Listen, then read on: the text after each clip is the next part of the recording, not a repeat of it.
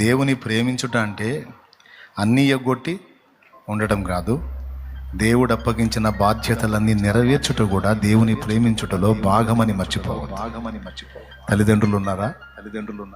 వాళ్ళు తిన్నారా లేదా, వాళ్ళు ఎలా ఉన్నారు అని వాళ్ళని పట్టించుకోవటం దేవుని ప్రేమించటమే.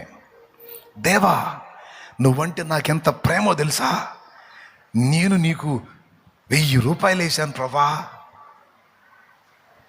ఆయన అంటాడు, అమ్మ అన్నం తినలేదనుకుంటాను అంటాడు. వేస్ట్ ముసలోళ్ళు ప్రభా, వాళ్ళు వేస్ట్ ప్రభా. నేను అసలు నువ్వంటే నాకెంత లవ్వో లవ్వు. అరే లవ్ అని నా చెవిలో పెట్టకరా పువ్వు. నీకు జన్మనిచ్చి కనిపించి పెద్ద చేసిన అమ్మా నాన్నకంత కూడు పెట్టకుండా నాకేదో ఇచ్చానని లెక్కలు చెబుతున్నావు. ఎవడేమన్నాడు రా నిన్ను? ముందు పెట్టురా, వాళ్ళకి అన్నం పెట్టురా, వాళ్ళకి బట్ట ఇవ్వరా.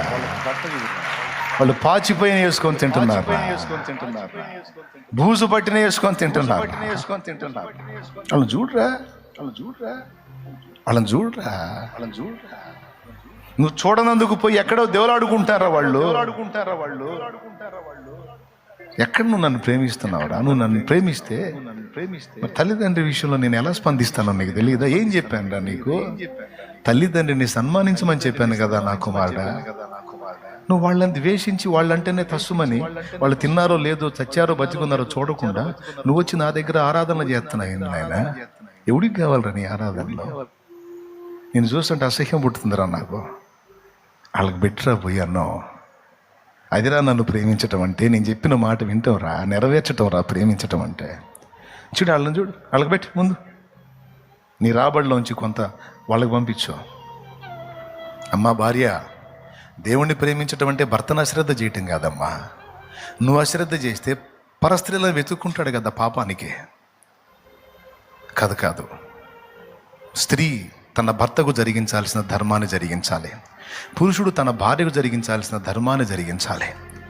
ఓ స్త్రీ, నీ దగ్గర తనకు ప్రేమ దొరకకపోతే, ఆదరణ దొరకకపోతే, నువ్వు భక్తి అంట తిరిగితే, తనను ప్రేమించి ఆదరించే వ్యక్తిని మరొక వ్యక్తిని వెతుక్కొని జారత్వ పాపంలో పడే అవకాశం ఉంది. దేవుని ప్రేమించడం అంటే ఏంటి? ఆ విషయంలో కూడా నీ బాధ్యతను నెరవేర్చాలి. నీ భర్తకి, నీ పిల్లలకి నువ్వు జరిగించాల్సిన న్యాయం జరిగించి, ఆ తర్వాత నువ్వు దేవుని సేవాని నువ్వు కేటాయించుకో. తప్పకుండా దేవుడు ఆమోదిస్తాడు.